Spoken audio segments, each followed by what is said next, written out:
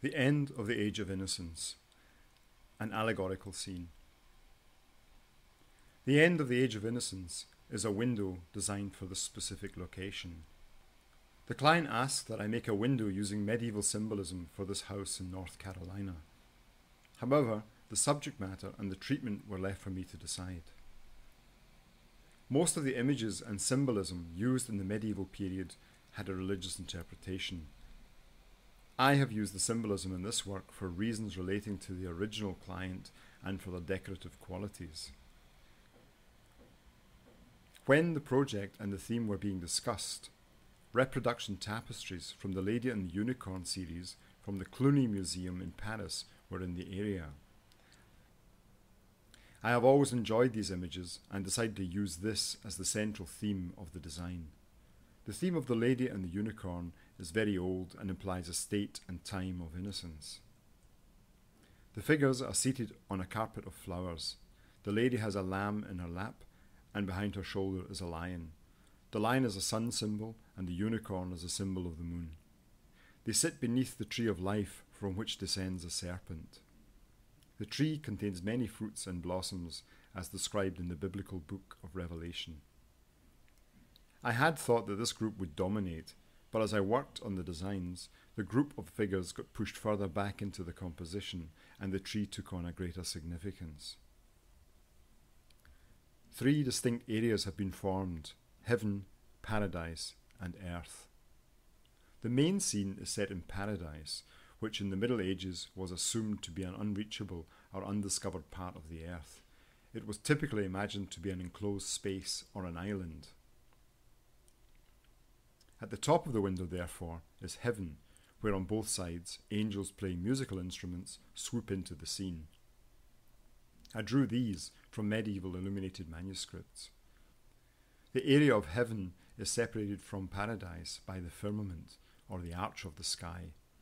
The tree of life reaches from paradise and has a tentative contact to the area of heaven.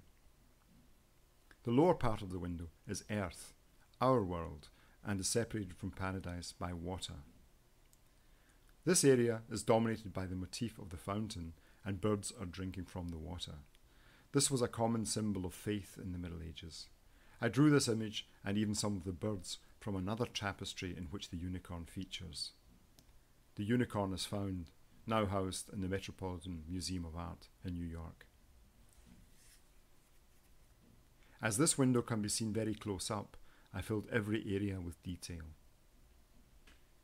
In this lower area, apart from the birds, there is a frog on the water lilies, fish under the water, a kingfisher sitting on a vine, wheat, grapes, lilies of the valley, strawberries, and some bees, an important symbol for the original client. The little water serpents or dragons in the lower corners of the borders are drawn from a cast iron feature of the staircase and seemed appropriate. This work is one of the most technically complex windows ever made, and is made using entirely traditional techniques. That is, individual pieces of coloured glass that have been cut, worked on, and then leaded together. I will show some work in progress to illustrate why I say that this window is technically difficult. I will not go into all the techniques of how to make a window here. There are many other films that cover these processes. The glass is known as mouth-blown, flashed antique glass, and many of the glass sheets used in this window were unique. Flashed glass is a sheet of glass with a thin layer of colour on a thicker base of normally clear glass. This coloured layer can be completely or partially etched away, creating various tones or shades of the original colour, in this case creating this multifaceted quality.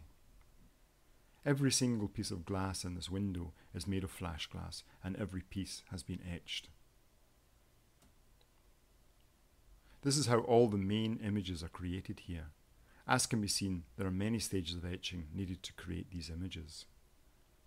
Etching is the dominant technique, but traditional glass painting brings in the very fine details of both lines and halftone shading. This glass paint is usually a black or brown pigment that is painted onto the surface of the glass. Then the glass is fired, rendering the glass paint permanent. This technique has been used for over 1,000 years. The yellow colour is achieved by using another ancient technique called silver staining. This is again painted on where required and fired onto the outside of the glass. The glass has been turned over and the silver stain applied to the back. This is again fired. Silver stain turns clear glass yellow and can range in colour from a pale straw to a deep amber. When all the etching and painting processes are completed, the pieces were then leaded together to create the panels seen. A work of this complexity is seldom made in our time. It is unlikely that I will ever make anything quite like it again.